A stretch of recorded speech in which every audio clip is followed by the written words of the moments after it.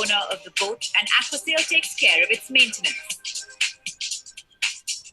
For those traveling regularly to Mandwa, the fractional ownership scheme for power boats is the perfect deal. This boat will ride the waves whatever the conditions, giving you a smooth and comfortable ride. It also has a closed area for those days where the sea gets rough and the sway does come in. This boat is extremely fuel efficient and has a capacity of up to 8 to 10 people, which makes it ideal for people who travel frequently, individually or in a small group. Aquasail not only manages the sharing and scheduling of your boat, its team of professionals ensure that it is regularly serviced and maintained in perfect conditions at all times. Aquasail's fractional ownership, the best of both boat worlds.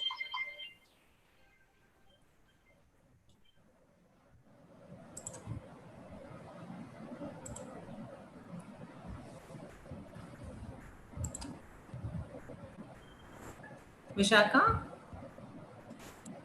Yes, Zia? Vishaka, the chat needs to start, huh? It's there. Zia, but you're only replying to all panelists. I know I put it now. So how do I do that? Now you can buy the yacht of your dreams at just the fraction of its cost, without the hassles of its moorings, security, maintenance, etc. With Aquasail's fractional ownership program for powerboats and sailing yachts. Under this program, you are the proud owner of the boat and Aquasail takes care of its maintenance. For those traveling regularly to Mandwa, the fractional ownership scheme for powerboats is the perfect deal. This boat will ride the waves whatever the conditions, giving you a smooth and comfortable ride. It also has a closed area for those days where the sea gets rough and the sway does come in. This boat is extremely fuel efficient and has a capacity of up to 8 to 10 people, which makes it ideal for people who travel frequently, individually or in a small group. Aquasail not only manages the sharing and scheduling of your boat, its team of professionals ensure that it is regularly serviced and maintained in perfect conditions at all times. Aquasail's fractional ownership, the best of both boat worlds.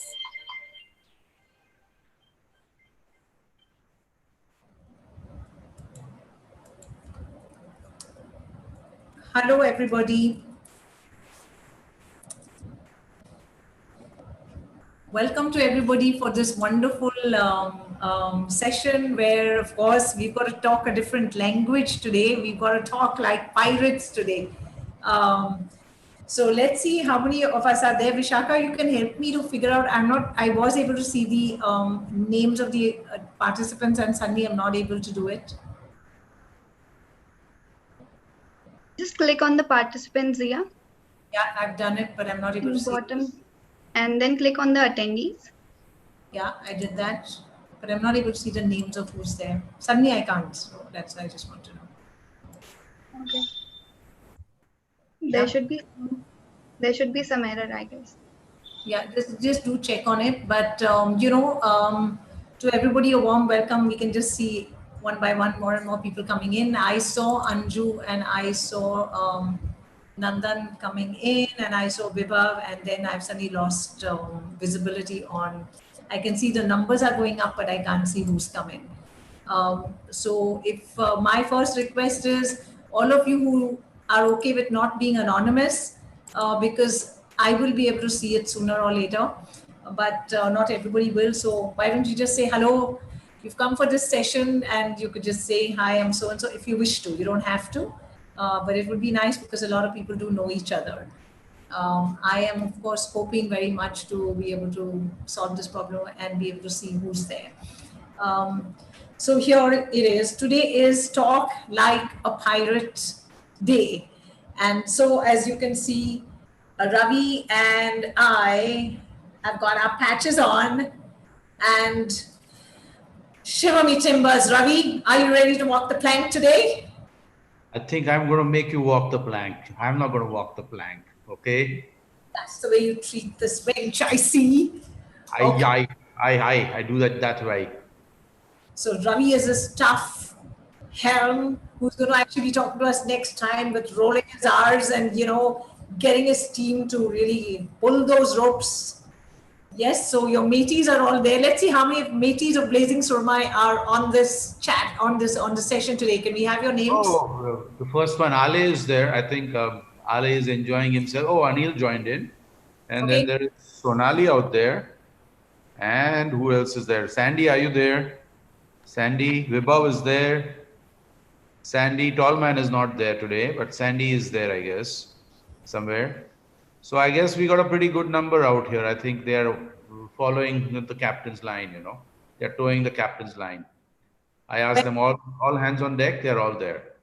So, you know, very quickly, guys, all of you who are there, maybe you can all put one pirate word on the chat. Let's hear some pirate words on the chat. Come on. Let's make it even more interesting. Pirate pickup lines, you know. Listen, you know what, Ravi? I have to be the censor here. Okay, sorry. Okay, so pirate lines are ahoy mates, Paula. Vibhav, there have to be many more R's in this whole thing. Grr. Okay, I Paula. think I want to get rid of my pirate attire now that Pirate Ale, Day. Ali, I expected that from you. Rum and ration my rum, okay?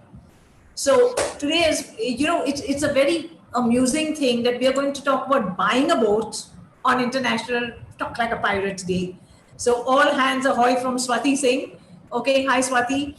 And so let us now get going with the topic on hand. And just to get everybody into the mood, maybe for a moment, we found that there's actually a song for International Talk Like a Pirate Day. So just like 2 lines of the song to get everybody into the mood as we wait for other people to come on. We're going to talk about buying boats and owning boats, not hijacking boats. But you know, pirates have an idea. Oh, that's kind of lame. Zia. Come on, Ravi. I've got to do some, you know. I got All to right, okay. We'll be nice to you today. Fine. Okay, open this, you know. Oh, yo, it's Talk Like a Pirate Day. When laptops are benches, God gave us for wenches, and a sail ain't a low price to pay. When timbers are shivered and lilies are livered and every last buckle is squashed, we'll abandon our cars for a ship full of ours and pound back the grog till we're sloshed, yo. Okay, so just to put you in the mood, and those of you who want to hear the whole song, I'm going to ask Megha to put that song link into the chat, and you know, please go ahead and listen to the song.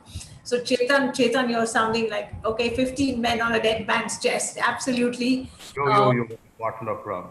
Oh, and Ravi, the challenge is that if you can fill that cup of yours next to you with some rum, maybe we'll get you to sing at the end of the session. That's what Ale says. I guess it must be Ale. Ale is the normal supplier of rum, and he's sitting in Switzerland right now, I guess. You know. Okay.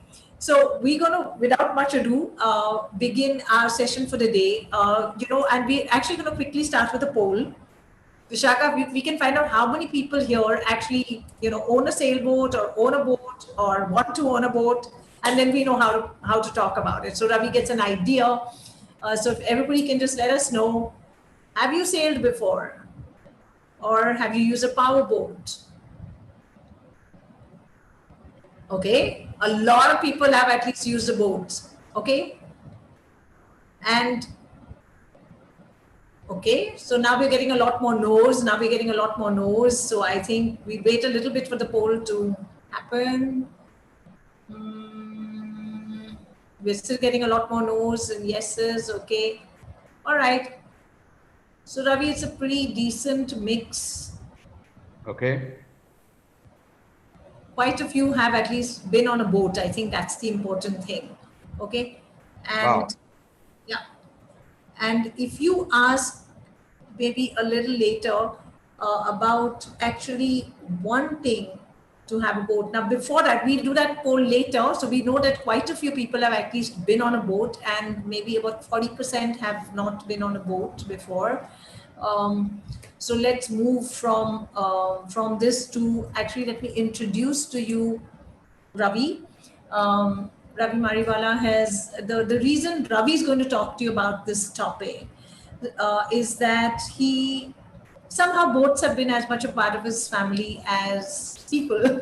Okay. So from the time he was a little kid, there was a boat, and the boats have, grown along with them, and they've really enjoyed boats and boating for what it really means. It means you enjoy boats and boating for going out on the water and having a wonderful time. It's not just a utility to go across the harbor or to go from place A to place B. And I think through this journey with the family, it's been an experience every time you decide to buy a boat, use a boat, etc. So I'm going to ask Ravi now to speak to you and tell you all about what it means to buy a boat. As we said, we're going to cover a few things. Why buy a boat? Why not buy a boat? What do you look for when you buy a boat, and how do you go about it? So over to you, Ravi. Just a little bit. Ravi, of course, has done a lot of things, but he is truly an entrepreneur who has gone out into a completely new business, and somewhere down he will talk about it. And he also can see how that business relates to sailing. So those things, but today's focus is really on how, what, why, and why not of buying and owning a boat. So over to you, Ravi. Oh, thanks, Zia. Thanks for this opportunity and welcome everybody out here. Before we get started, I think I really have to say that I got introduced to this lovely sport of different dimensions, mainly because of my father. I think I saw him sailing when I was a kid, and I think it just somehow ingrained in me.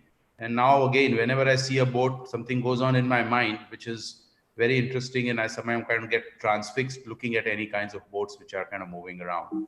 And we see a lot of interesting stuff which kind of happens out there. So it's just a bit of instructions, as I think Zia has given. Zia, you can speak. What are the instructions out here? I can't read, you know that, right? I can only sail. So what we found is that a lot of people, so we have this presentation which will be there more or less throughout, and if those of you can adjust your screen, you can just drag it and have half the screen with the presentation, so you can take a good look at the pirate Ravi today. If you please send in comments in the chat, we'll be looking at it. You have questions, we try to answer it, but specific questions, send it in Q&A.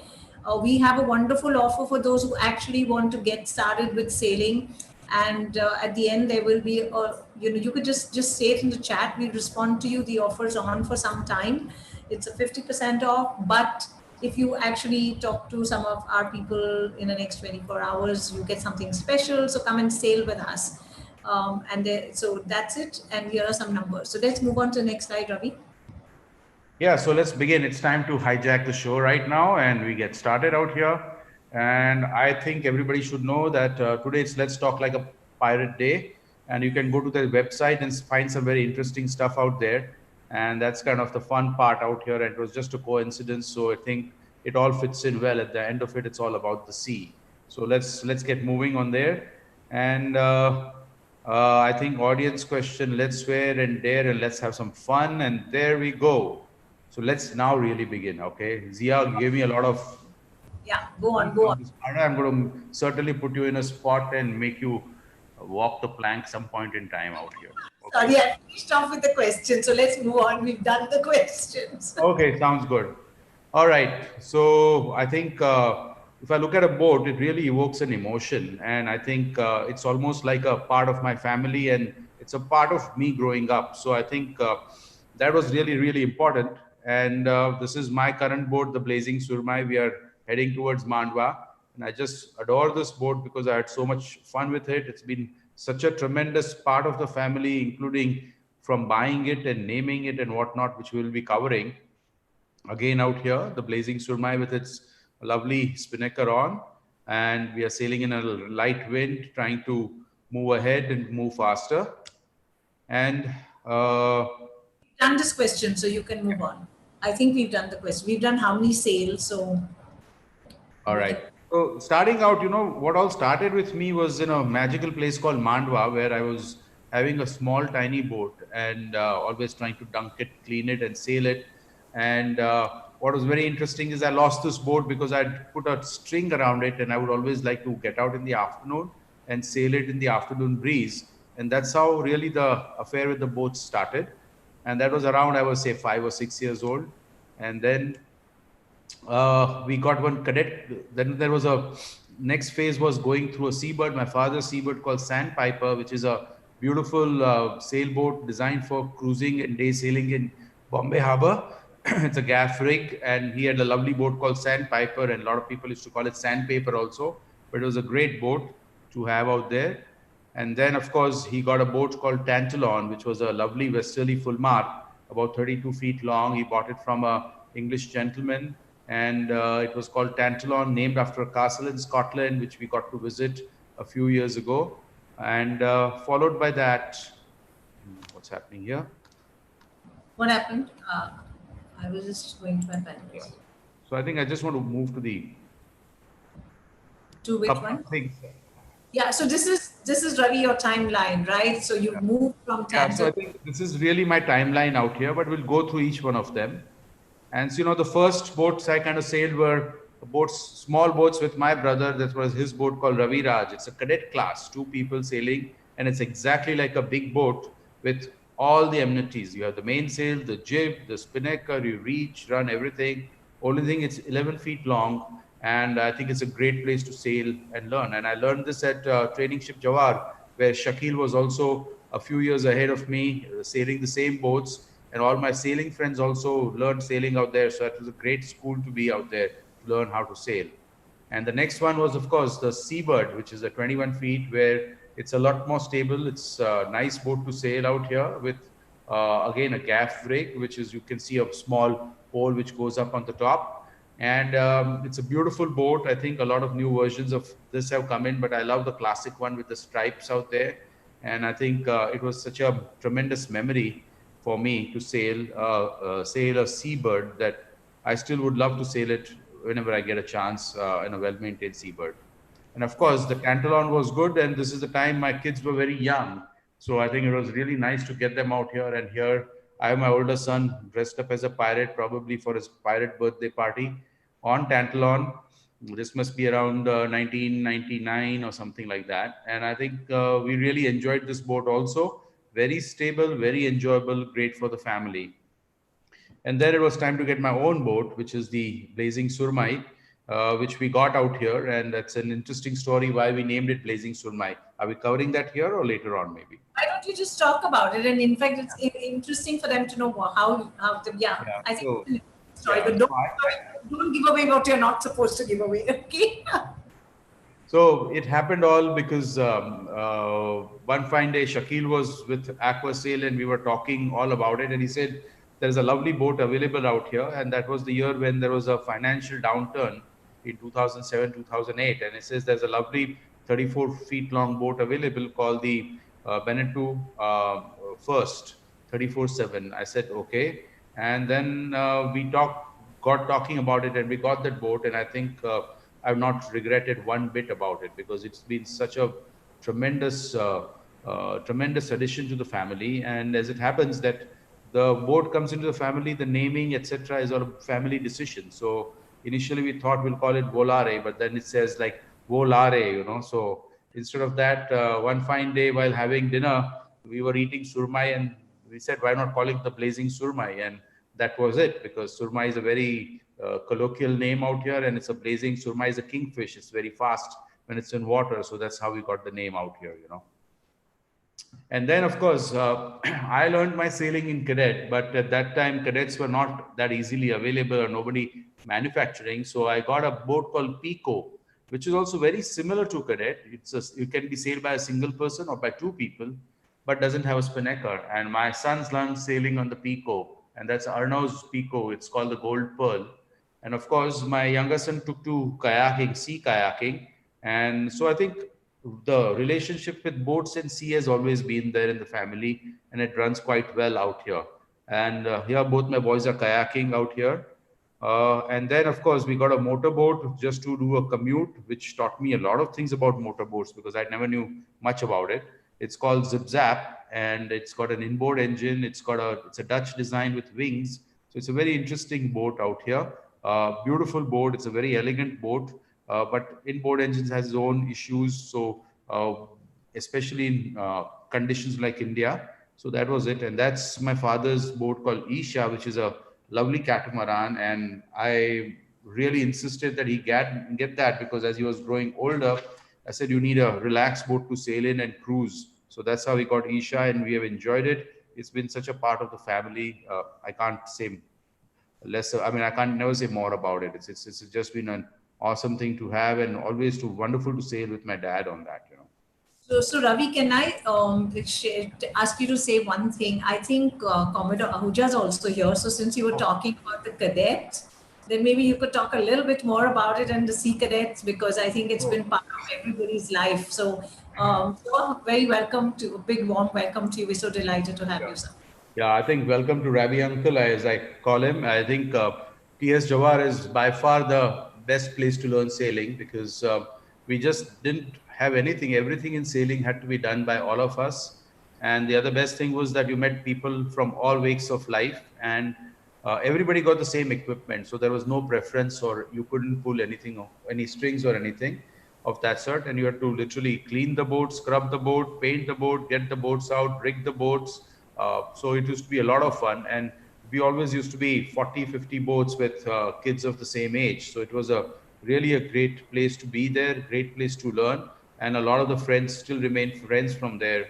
You have Shakil, of course, out here. You have Ranjit. You had Farooq. You have Homi. All of us sailed at some point together, or we were just kind of overlapping with each other and such things.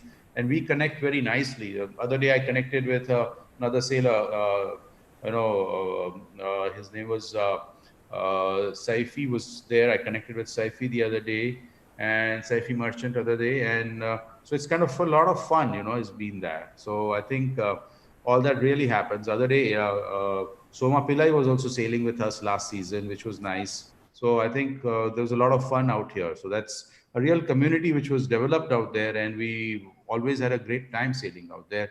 And really thanks to Ravi Uncle and T.S. Jawar. I think it's been a tremendous contributor to the Indian sailing scene, if you tell me. Okay. So for those of you who don't know, T.S. Jawahar is the Sea Cadet Corps. Shakil learned his sailing there. Shakil is the MD of Aquasail, and you can Google more about it. So Ravi, we move on now. Yeah. Why should you own a boat? Well, is that a question or what? You know, obvious. You have to own a boat. I thought you really make me walk the plank. Yeah. And Absolutely. So I think why own a boat? I think it's becomes, frankly speaking, a part of the family. And out here you see both my boys with my father on Isha sailing together. So I think they really have bonded with my father on the boat out here. And it becomes really a part of it. So you take care of it every way. I think it teaches you a lot also, frankly speaking. And for us, looking after it, taking care of it, we are quite hands-on. So we really look after a lot of things out here. So that is one of the reasons. Second thing is, if I look at it, wherever you go, I think it gives you a very different feel and a mode of transport or leisure, like playing with the sea and the wind. Out here, we've chartered a boat in San Francisco, and that's been a lot of fun, just four of us enjoying, because all of us loved sailing. It's a very, very different condition to sail in, but it's very, very enjoyable out here. And one of the greatest feelings I've ever had is when I went down to Harnai. I went to Harnai for the first time through a passage rather than a road or something, which is a very different feeling altogether.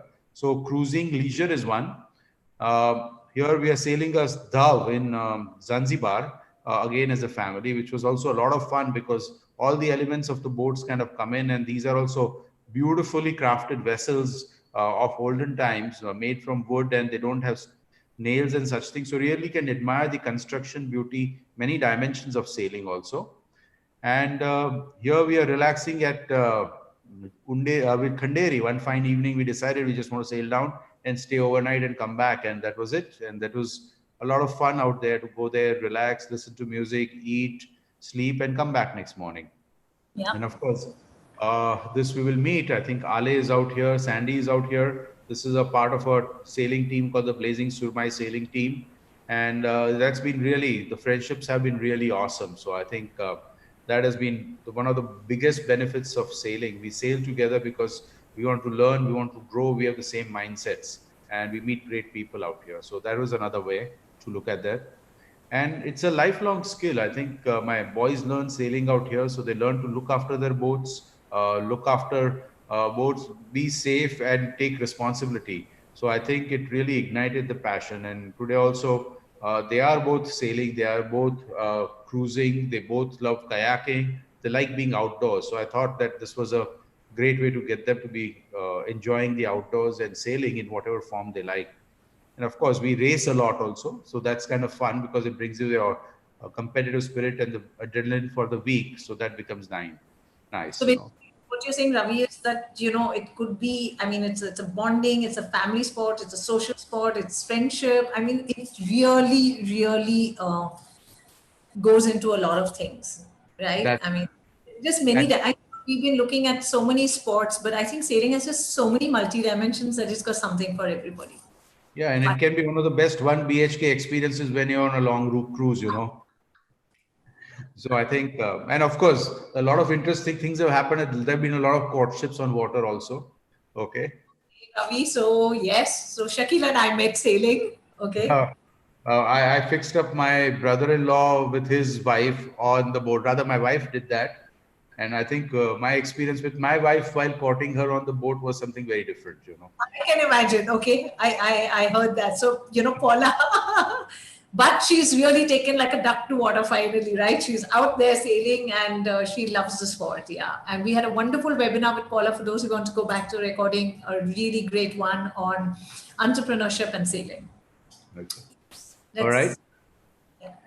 So if somebody wants to buy a boat, Ravi, what should their why be? It's a great question. I think when you want to buy a boat, you have to really think about it as to why you want to buy a boat. And I think that conversation is very, very important. And it occupies a lot of the time when I think about buying a boat. Why?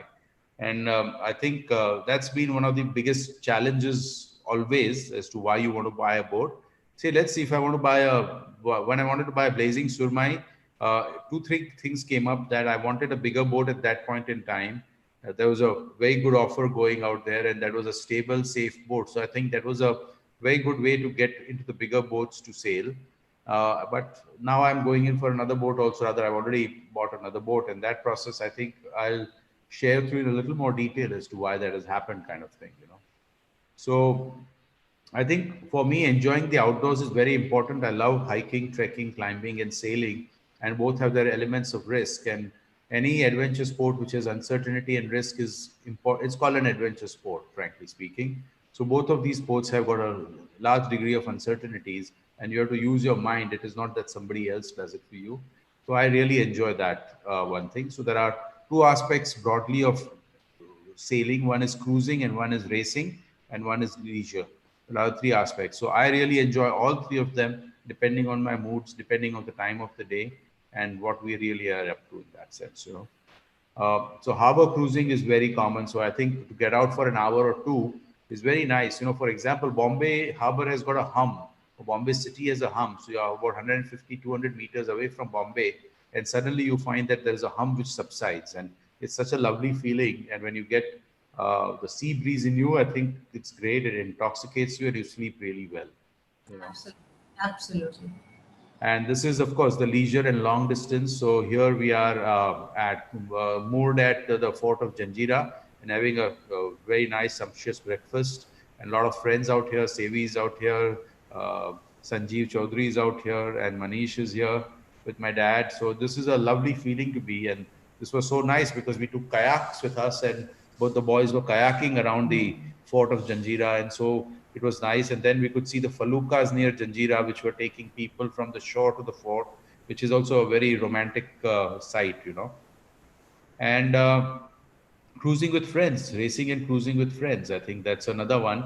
Of course, that always is very, very enjoyable. Racing gets to be quite exciting, and it's a very close quarter, very strategic and a tactical game, which no two races are ever the same. I think there are lots of differences, and it's of course, a whole topic for different talk altogether. But I think it's really, really enjoyable. So depending on what you want to do, I think one selects the boats accordingly in this matter, you know. Yep. Yeah. So these are just some of the things. I mean, people have very different reasons for buying a boat, and that's the beauty of buying a boat and the complication of buying a boat. Let's move on, Ravi. Yeah. So I said, what kind of boat to buy, right? Or what kind of boat to own, if you want to do that. So I think I'm going to take you to my... Minute and do a poll. We want to do a poll and see how many people I think own a boat or would like to own a boat. Come on, let's have a poll right now because we've got quite a lot of people here right now. Very quick one. Do you own a boat and do you have the desire to? It doesn't matter. Dream big. And I think what we'll talk to you about is that you don't need to have a large budget to buy a boat, or you can do various things. Owning a boat doesn't mean owning an entire boat. You know, you could do fractional ownership. Stuff like, would you like to own your own boat? You know, it's interesting. Everybody would like to own a boat, Ravi. Is So it? Okay, but you know, they say, right, if you want something, you do get it. And somebody decided they're going to say no. But there are pros and cons. So we have owning, fractional ownership, timeshare, club membership, and just go and sail with a sailing school or a sailing company like ours or anywhere else in the world that you might be. I'm sure there's a lot more accessibility to sailing than there was 10 years ago. So let's move on, Ravi. Like Yeah. 90% of people said they'd like to own a boat. Oh, wow. That's More nice. than 70%, like the largest section is they'd like to own a sailing boat. That's really great. Yeah. Okay. Let's That's hear great. your journey of buying this lovely new boat that you're buying, and please now over to you.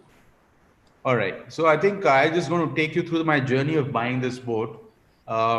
So I think what it all started was with basically learning a lot on blazing surmai first, and then we said that where do we go from here? And there were a number of things which were happening. So I was always discussing this with Shakil because Shakil brings in a very balanced perspective on these parts, and we can always discuss the pros and cons and the technical part very well. He's very well versed with it. So always bouncing off ideas with Shakil is always great, and it sobers me down. Let me put it that way. It gets me excited and it sobers me down. So I said that let's talk about it. And at the same time, what happened is there was a new technology in sailing which was emerging and which is now kind of getting mainstream. It's called foiling.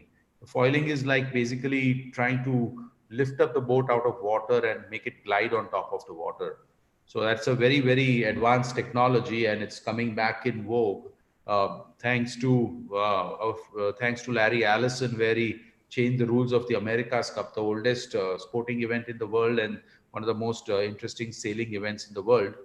And in 2013 in San Francisco, I saw that live where they were foiling catamarans, which were 75 feet long and doing some ridiculously high speeds like 40 knots and things like that.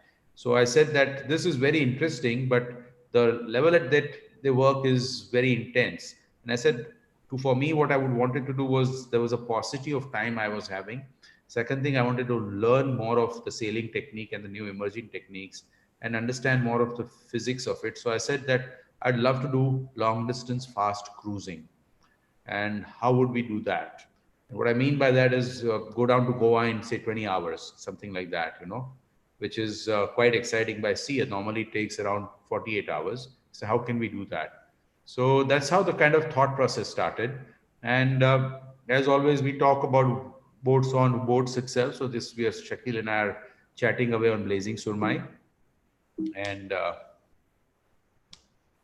then would Paula like to say something? Paula, if you want to say something, just, Vishaka, you could unmute her if she would like to say something. But yes, Ravi, now come on. Yeah. All right. So Paula doesn't, yeah. Okay. So what do I say? Do I have to agree with Ravi? Because I disagree with most of his decisions. Well, you just said to buy a boat to stay out of trouble. Okay. But the excitement. Yeah, trouble. So he's, we have our own zones on the Saturdays. But put on the video. So, Okay. But yeah, I guess, he was, when you're very passionate, which Ravi is, about the boat, and he really took this whole buying of this Figaro in a very like a big project. He did so much research, and we went to France, and the sparkle in his eyes when he saw the boat, I guess I had to succumb.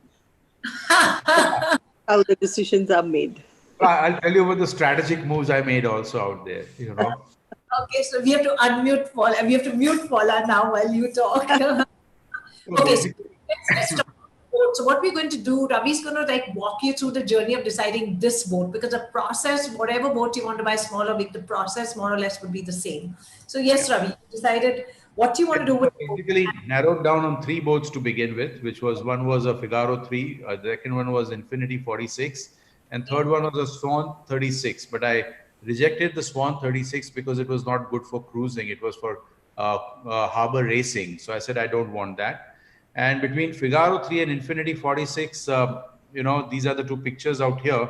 And of course, Figaro 3 looks more sexier, I think, than Infinity, undoubtedly. So That's not the reason. The reason is very simple that here you see Infinity and Figaro.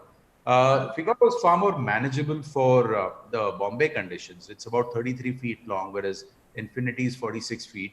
And the way in which Figaro came about, it's made by one of the largest boatyards in the world, Beneteau. And they have literally a factory of this making Figaro, and they've really created a whole a community of Figaro 3 sailors. And it is designed for transatlantic single-handed or double-handed sailing. And apparently it has become the 2024 offshore racing boat for the 2024 Paris Olympics. So I think all that came together. In fairness,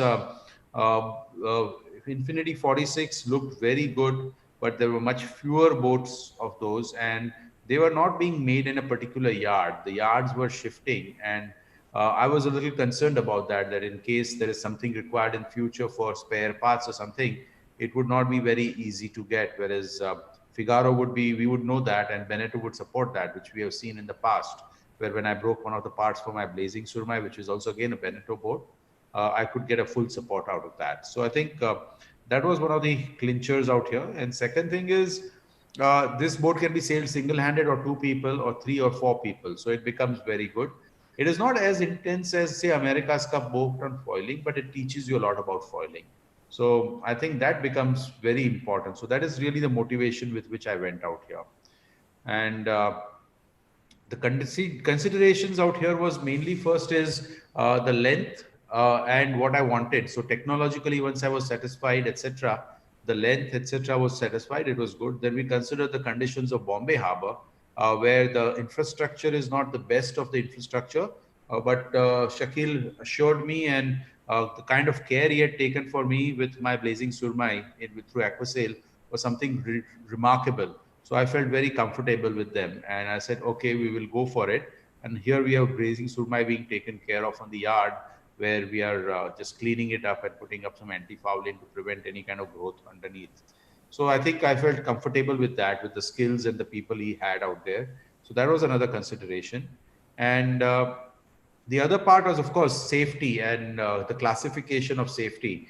So Beneteau, always the boats are very well constructed, and I'll talk a little bit about the yard when we get there.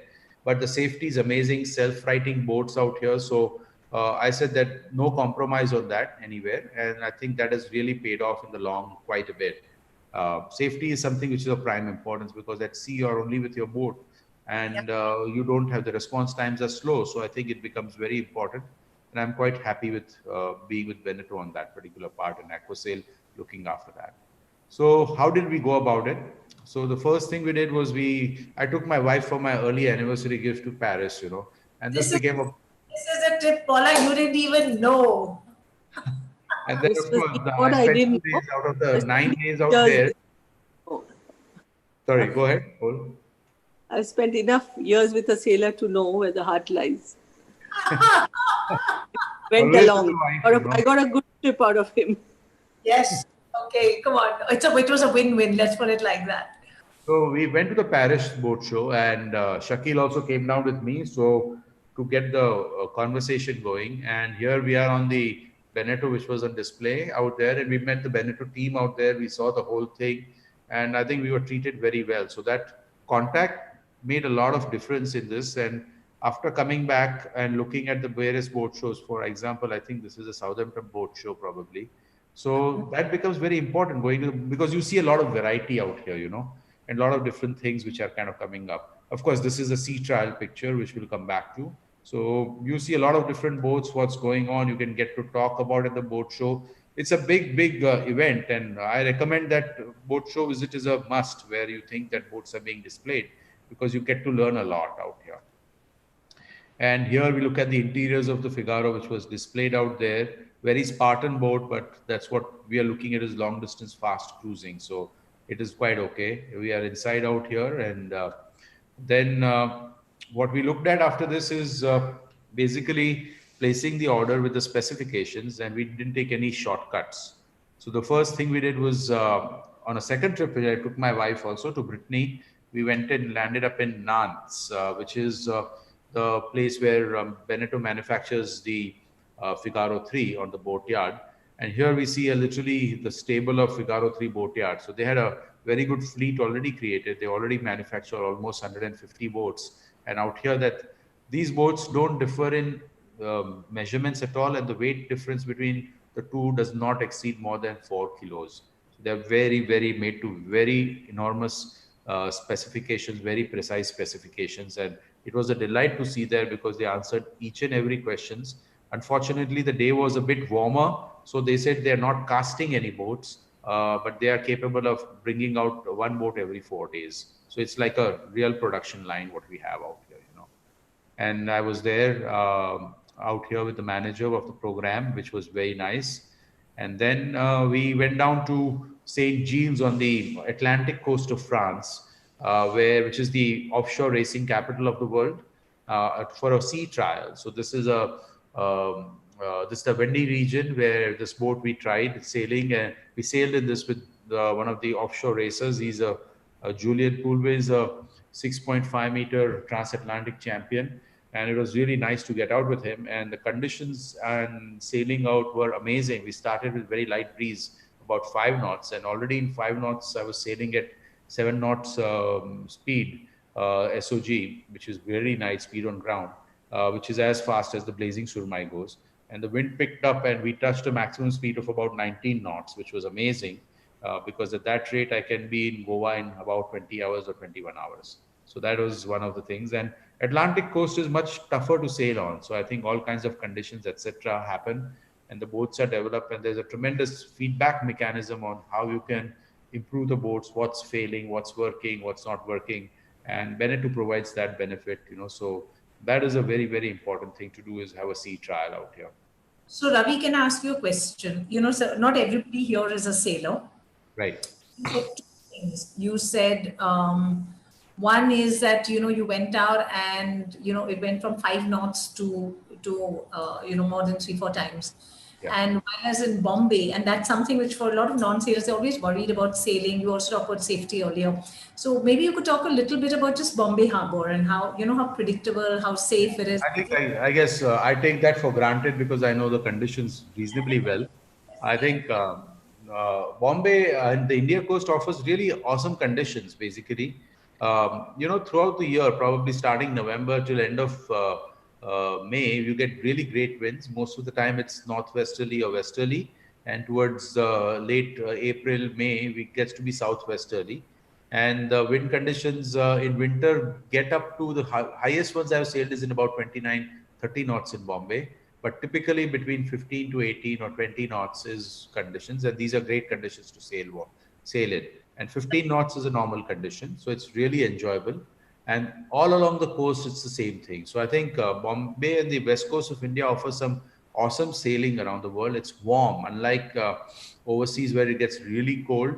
So these are warm conditions, so you don't require that kind of gear and everything, but you have to protect yourself from the sun a bit. But it's great conditions to sail in. I only wish that we could get some way we could sail in monsoons, because that would bring in some very different conditions altogether to sail in, and that would be a lot of fun also in the sea. And seas would be choppier, windier, more unpredictable winds, gusts and such things. So I think on the whole, Bombay offers some awesome sailing conditions, probably one of the best in the world out here. And that's something we've been trying to explain to people, that it's such a wonder, and even just mooring charges, the whole thing. And people keep asking about why don't we have a marina? And but you don't need a marina. You've got your moorings, you've got your beach boats, and Yeah, maybe that's a conversation for another day. I guess. The one is with your boat, because it's a very critical aspect of your boat. You mentioned that the wind was 5 knots, you were sailing at 7 knots, maybe a little bit. I'm sure people have that question also. Huh? You would normally think you'd go as fast as the wind and not more. So you might want to Yeah. share So I that. think it boils down, and this is another passion for me because I love, I'm an engineer and I love something called computational fluid dynamics, which is using computers to model these boats and predict their speeds and such things. And that's been used tremendously in the America's Cup boat designs. And based on that, what really happens is that all the boat designers are really focused on reducing the drag between the boat hull and the water.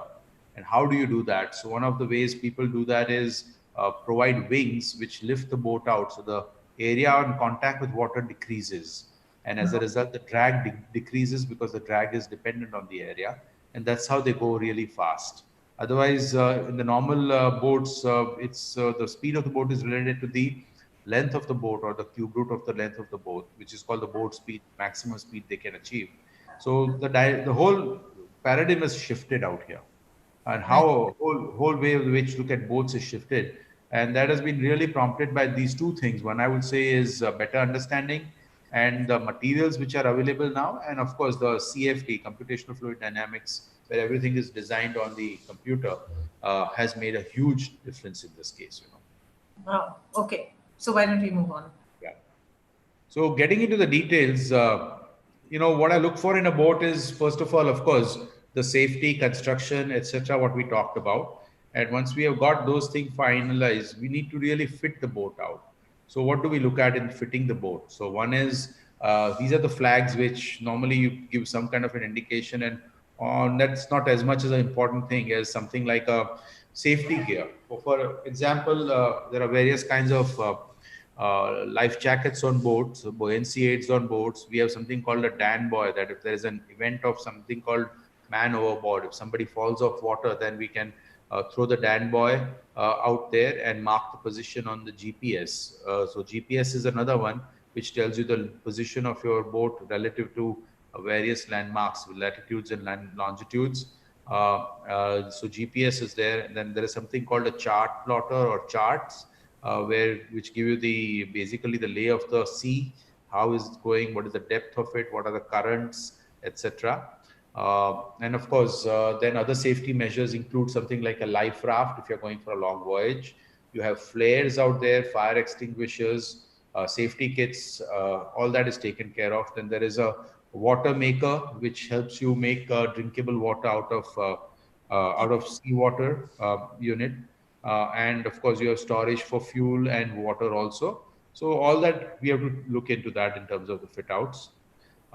Then, of course, if you look at it in this one, we have the GPS and the chart plotter, the shortwave radio to communicate, binoculars. Then we have compass, which is the basics for looking at the directions, a sextant, which also we carry as a part of redundancy.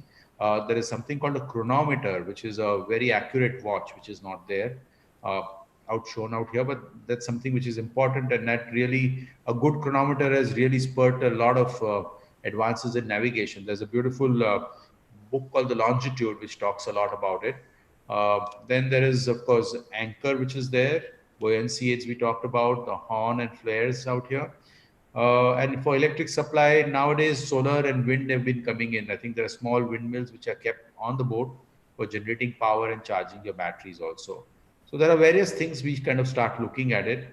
For Figaro, Shakil and I talked a lot about what kind of a GPS and a chart plotter to get, and we kind of came down on BNG, which is a standard which is given by the manufacturer. And of course, the inboard engines, which are also very important because they need to be serviced and they need to be worked out.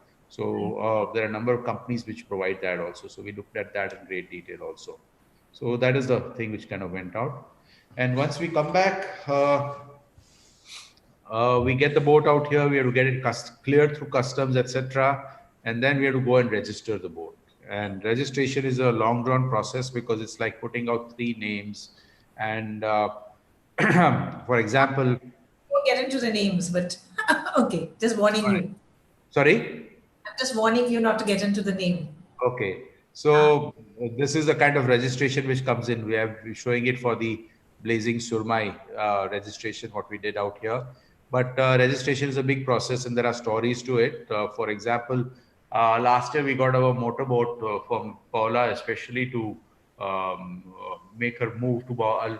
She wanted to go to Mandwa often and faster, so I got a powerboat, and we named it. We wanted to name it Zip Zap the Second after my younger son Vibhav's passion for history, and he's a history major. But unfortunately, the registrar said we can't name that. I said, why can't we name that? And they didn't have a good answer. I said, you have to put it as Zip Zap 2. We have to settle for that only. But I guess they can't. I guess we don't have fun. That's the bottom line. Why not Zip Zap the Second? Like Charles the Second. Kind of thing. So I think so. That was one of the things. Yeah, once we register it. We will go back. Okay. So what I want to say is that, Ravi, just before we get into the fun part of it, the end of the journey, so to speak, is that what you said, I'm sure I'm looking at the chat whether anybody's feeling the same way, is that it's a bit more complex than, say, buying a car, right? And there's just so many things that go into it, process.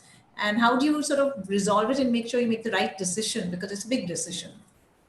I think it's a lot of thinking is required, and really what comes down to is the whole process. So following the process is very important, I feel. And your motivation to get a boat is something which is very important also, I feel. I think that 2 things, if you really nail it, really nail it down, then I think you're quite okay in that. And getting the right kind of people and the agency to help you out, and I think that makes a lot of difference, because you don't know everything about everything, and there are always inputs coming out here. So through the whole journey of getting the Figaro 3 for me, Shakil was very instrumental out here in terms of always a bouncing board, always looking at it. In fact, once I sailed it, I wrote almost a 7-page note on that, and I shared the note with Shakil so that he could look at it. He also understood what can Aquasail offer me in this matter.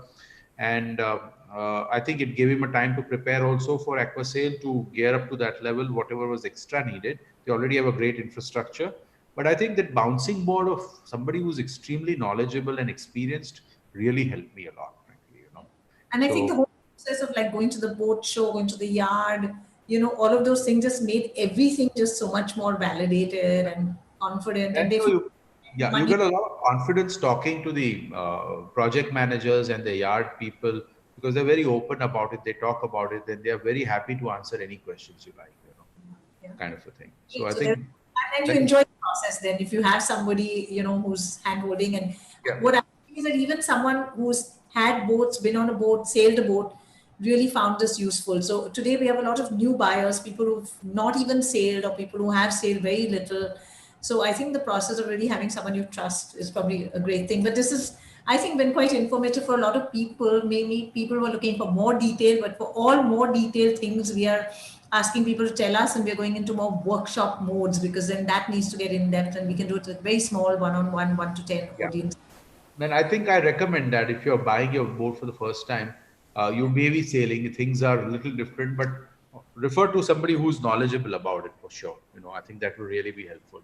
And where you have the choices. So I think having the choices, just honing down from 10 to 3 to the final one. Yeah. Okay, let's get into the fun part. So you got your boat, you decided to get it down, it was all decided, and then you had to name it. Okay. Yeah. So I had a lot of things on platter. So I said that we'll name it the Rowdy Ravas. And it was immediately vetoed by my boys. Okay. He says you're a very fishy person.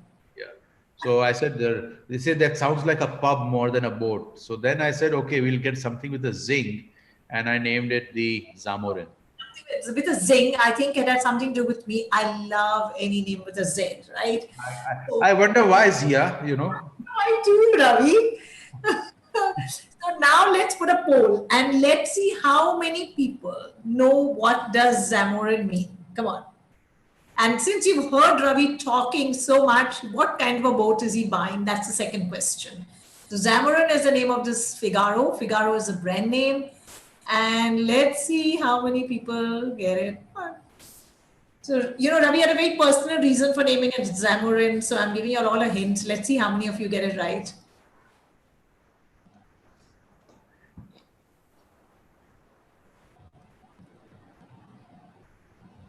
Okay, and we've got what type of a boat. We've said schooner with classic design, cruising catamaran with full open sea navigation, and an offshore racing boat for the 2024 Olympics. So Ravi, on the what does Zamorin mean? You've got almost everybody. I put a spanner in the works, but otherwise it was almost everybody getting it right. I think you've gone on talking a lot about it. Okay, or maybe people Google Zamorin, and. Yeah. You can talk about Zamorin now, and you can talk about what kind of a boat it is. And quite a few people, 50% got it right. Okay. So I think the reason I selected Zamorin was two main reasons. One, I think of Sea King, and I think it kind of resonated with it. It's got a zing to it. And second thing is, we had some family roots to Calicut. The king of Calicut was known as Zamorin. The word comes from a Sanskrit word called Samudrin, which is the sea king. And we had some roots in Calicut where my grandfather started his pepper business. So I thought that it really fitted in well. And I guess that was unanimously approved by the family. So there was no debate. So I thought that was a good name to have. And that's why I've named it out here. So that's how we got the name Zamorin for it. And I think it's probably appropriate. And now we're in the process of designing a logo and the colors for it. So I think that forms a part of making the Zamorin team now. And then you have to create the merchandise, like you have for Blazing Surmai, a whole, team and color and a whole kit. And just that tells me that, guys, next, all of you who are here, next Saturday, we are going to have the whole Blazing Surmai team blazing away on a Sail and Hour. We call these Sail and Hours now on a session like this. All of them are doing stuff off the boat, of course, doing various things. We have, people working in corporate India, in different industry segments, people who've got different backgrounds from services to corporate, etc. And they all get together on Saturday and race the Blazing Surmai. Wonderful experiences. Some have been sailors for a long time, some haven't been sailors for a long time, and they all get together, and Ravi is a skipper who almost makes them walk the plank, but all of them get together and really pull the ropes. No, I don't make them walk the plank. I need them on board, so I crack whip. Okay, and of course there's fun and there's planning. But Ravi, before we end, I just want to ask you something. Whatever I was hearing and I was listening is that even now I don't get annoyed and say, oh, I'm not that old. Yeah, I know you're only 25, but still, is that there seems to be this whole process of learning. And I've noticed that we keep saying, even today in this pandemic and everything, we need to keep learning. And you seem to have learned and continue to learn just about the world of boating. And that's another beautiful part of sailing, right? So, yeah, I think it's a great part of sailing. And it's not about the boating, which I learned. I learned a lot about the nature also because of boating. Boating is sailing at the end of it is an interplay of wind, the water, and the boat, basically. So when you do that, I never find two days to be the same anytime on water. And that's what makes it interesting. And always learning something more and more about the boat. So every time you go on water, you're finding something new.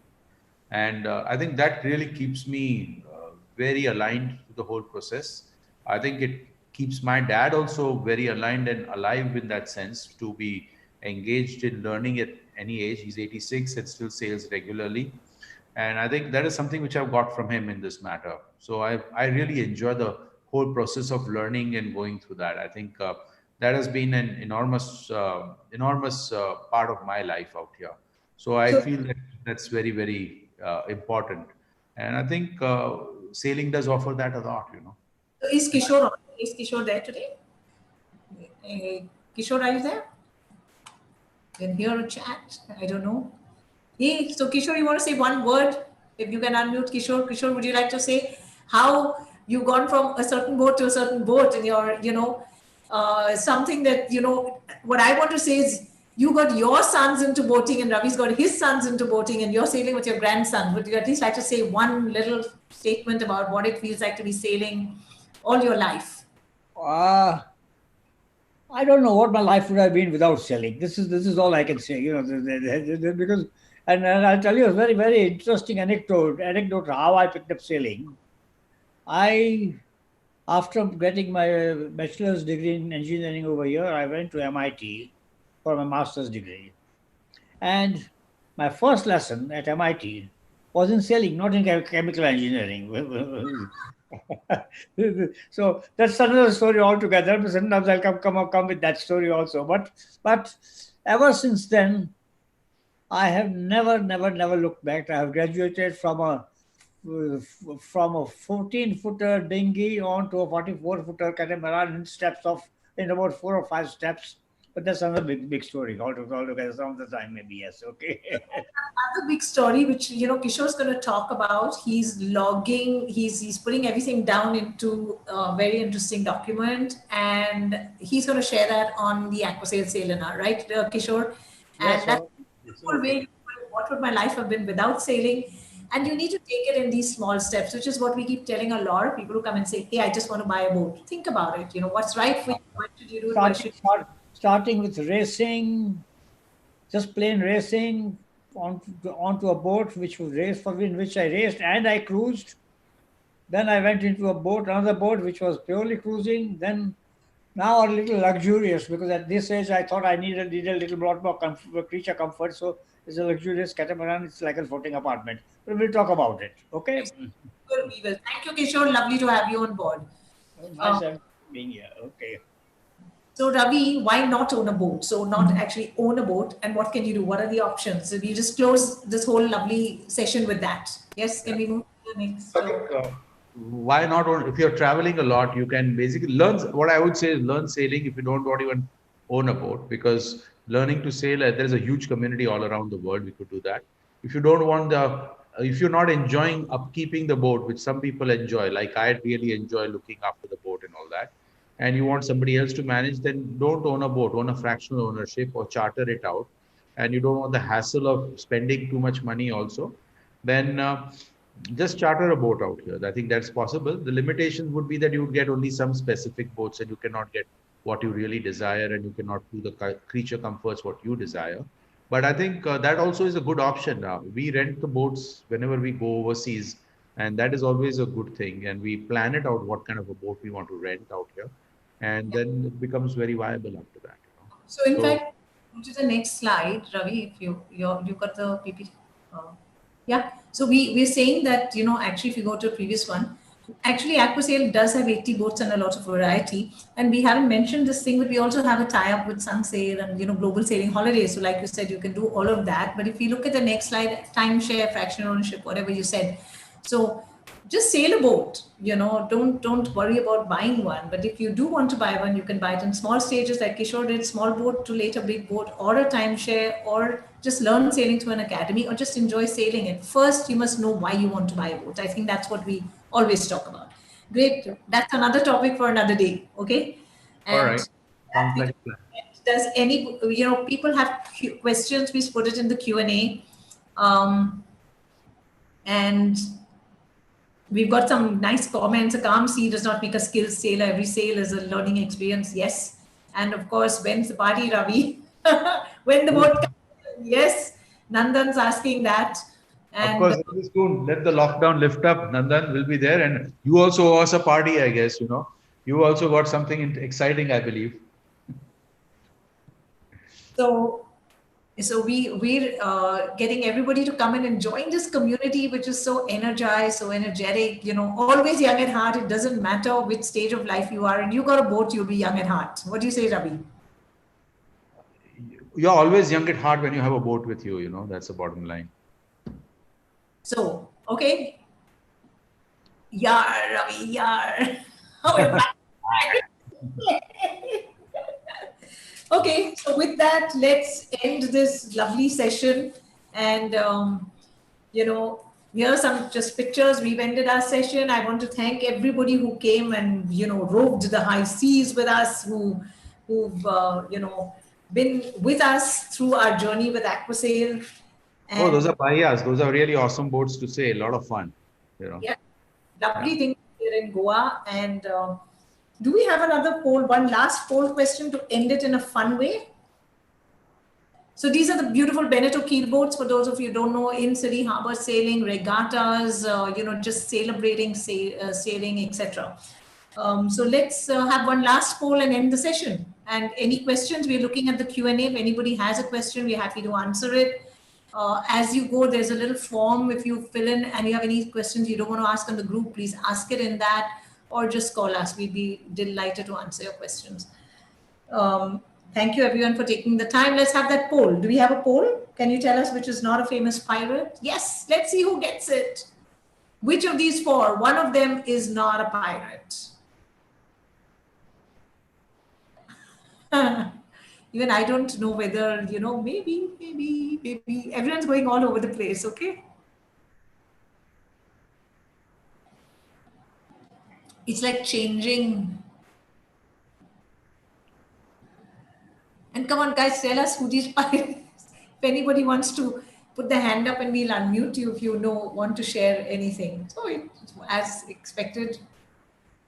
Okay, some of these are, of course, one is made famous by a movie, one is made famous by A comic.